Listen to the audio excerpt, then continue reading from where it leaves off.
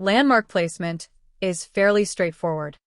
Each line represents a different landmark that needs to be placed by clicking on the model in the appropriate location. The item that is highlighted in blue is the landmark that needs to be clicked next. It will also show a location on this image here to reference where the landmark should be placed. For example, plantar MPJ1 will be under the first met head. And then the second landmark will be MPJ5 under the fifth met head. If you don't like the placement or you accidentally put it in a bad position, you can always click on that item in the list and it will take you back to that location and you can reposition the landmark on the model. Now, the next one says center of heel, and this will be my third landmark, which will allow for the automatic orientation of my footscan file. The first, the fifth, and the center of the heel will get the scan roughly oriented automatically.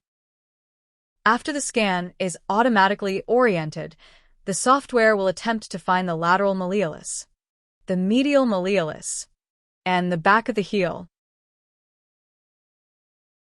If the algorithm is not successful, you can always help it out by clicking on that landmark and relocating it to the correct location.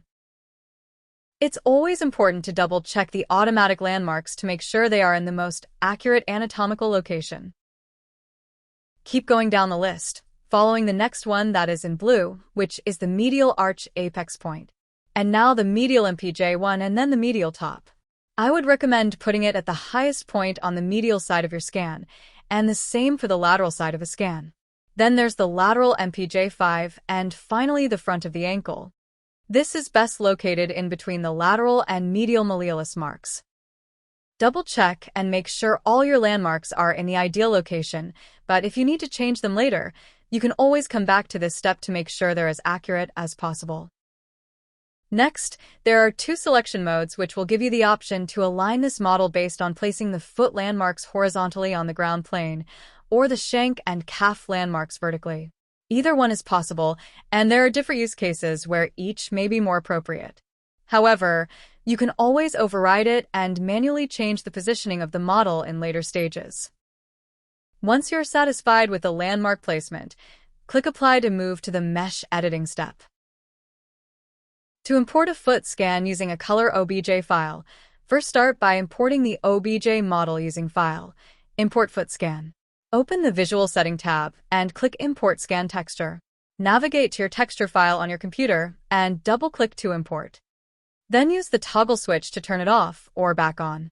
Please note that some features like smooth or remesh will slightly degrade the visual quality of the texture layer. It is possible to separately import OBJ color or texture layer in PNG, BMP, or JPEG formats. Once the texture is imported and cleaning is complete, then apply landmarks like usual. It's possible to view the landmarks with a Show Landmarks toggle switch. Then, you are able to see where the landmarks are placed so that you can reference them during your design process. If for any reason you need to go back and edit the landmark placement, it is always possible to click back into the Landmark Editing tab, click on the landmark that you wish to update, reposition it, and hit Apply to update.